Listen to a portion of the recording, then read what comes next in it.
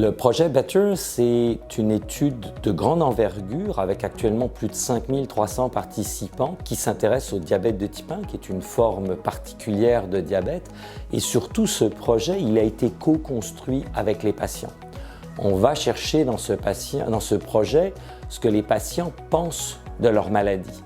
Quelles sont leurs opinions sur les besoins qui sont actuellement non remplis, quels sont leurs espoirs, quels sont les problèmes qu'ils rencontrent au quotidien. On récupère avec ça à peu près 400 questions, on a aussi des données objectives.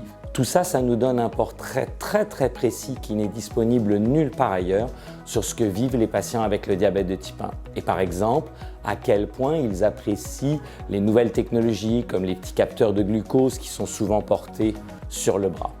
Alors c'est très bien d'avoir des problèmes, de les mesurer, de voir ce qui fonctionne et ce qui ne fonctionne pas, mais à partir de là, ce que l'on a surtout fait, c'est créer un programme qui s'appelle Support, qui prend ces problèmes et qui transfère ces problèmes en solution, en tout cas en façon pour les patients de se former tout seuls, en ligne, à leur rythme, comme ils le veulent.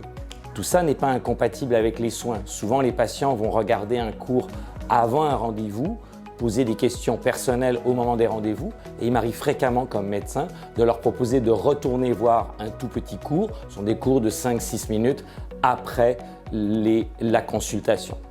En résumé, en se basant directement sur les problèmes des patients, on est extrêmement efficace et avec les problèmes mesurés, on est capable avec des solutions en ligne peu coûteuses, accessibles 24 heures sur 24, de proposer un support très pratique aux personnes qui vivent avec le diabète de type 1, mais aussi à leur famille.